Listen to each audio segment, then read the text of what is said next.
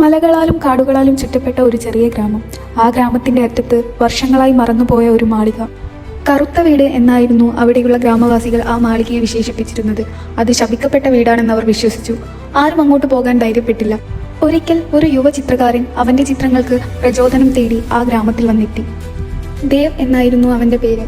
ആ മാളികയെക്കുറിച്ചുള്ള കഥകൾ കേട്ടപ്പോൾ അവന് അവിടേക്ക് പോകണമെന്ന് തോന്നുന്നു. നാട്ടുകാർ അവനെ അതിൽ നിന്നും വിലക്കിയപ്പോൾ ശാപങ്ങൾ എന്നെ ഭയപ്പെടുത്തുന്നില്ല എന്നായിരുന്നു അവന്റെ മറുപടി.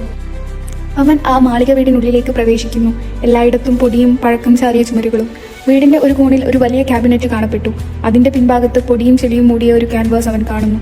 ദേവ് അതിന്റെ പൊടിയൊക്കെ തുടച്ചു മാറ്റി. ഒരു അസാധാരണമായ ചിത്രമാണ് അവിടെ കണ്ടത്. ഒരു ഗ്രാമത്തിന്റെ അതിസുന്ദരമായ ദൃശ്യം. മനോഹരമായ തോട്ടങ്ങളും പച്ചപ്പും വയലുകളും നിറഞ്ഞത്. പക്ഷേ ചിത്രം അർത്ഥപൂർണമായിരുന്നു. ദേവ് ആ ചിത്രം തന്റെ ചെറിയ കൂടാരത്തിലേക്ക് കൊണ്ടുപോയി.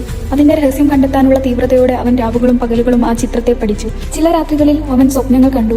ചിത്രകാരനായ ഒരു മനുഷ്യനെ, ഈ മാളികയുടെ മുക്കിലും മൂലയിലും മയങ്ങിയ ഒരു ആത്മാവിനെ കുറിച്ച്. ആ ആത്മാവ് ഒരു ശബ്ദം പതിയെ ചൊല്ലി, ഈ ചിത്രം പൂർത്തിയാക്കൂ. ദേവ് അതിനൊരുങ്ങി. തന്റെ തനതായ ശൈലിയിൽ അയാൾ ആ ചിത്രങ്ങളിൽ പുതിയ നിറങ്ങൾ ചേർത്തു. ഗ്രാമത്തിന്റെ നഷ്ടപ്പെട്ട ഭാവി പുനഃസൃഷ്ടിക്കുന്നത് പോലെ അതിനൊപ്പം ഗ്രാമത്തിലൊക്കെ ചെറുതായി മാറ്റങ്ങൾ സംഭവിക്കാൻ തുടങ്ങി. വർഷങ്ങളായി ഉണങ്ങിയ കിണറുകൾ നിറയുന്നു. ഒലിച്ചു പോകുന്ന മണ്ണിൽ വിളകൾ പുനർജനിക്കുന്നു.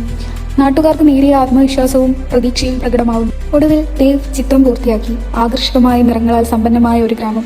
ആഴമേറിയ പ്രതീക്ഷയുടെയും ജീവിതത്തിന്റെയും ദൃശ്യാവിഷ്കാരം. ഒരു രാത്രിയിൽ ദേവ് ചിത്രം കറുത്ത വീട്ടിലേക്ക് തിരികെ കൊണ്ടുപോയി.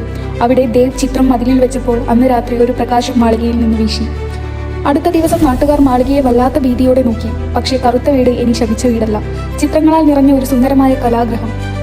ഗ്രാമത്തിന്റെ പഴയ ചരിത്രവും ഭാവിയും ആ വീട്ടിൽ ചിത്രങ്ങളിലൂടെ പറഞ്ഞു. ദേവ് പിന്നീട് ആ ഗ്രാമത്തിൽ നിന്നും മടങ്ങി. ആ ചിത്രത്തിനരികിൽ ഒരു കുറിപ്പുണ്ടായിരുന്നു. കലയ്ക്ക് ശക്തിയുണ്ട്, അതിന് ലോകത്തെ പുനർജീവിപ്പിക്കാനുള്ള മായിക ശക്തിയുണ്ട്, വിശ്വസിക്കൂ. അന്നു മുതൽ ഗ്രാമക്കാർ ചിത്രശാലയുടെ വീണ്ടെടുപ്പിന്റെ ദിനം ആഘോഷിക്കുകയായിരുന്നു. അത് അവരുടെ ഗ്രാമത്തിന്റെ ഉയർന്ന സ്ഥിതി മാത്രമല്ല, പ്രതീക്ഷയുടെ, ആത്മാവിന്റെ അടയാളമായിരുന്നു. ഇതുപോലുള്ള ഇൻട്രസ്റ്റിംഗ് സ്റ്റോറീസിനായി ചാനൽ സബ്സ്ക്രൈബ് ചെയ്യാൻ മറക്കല്ലേ.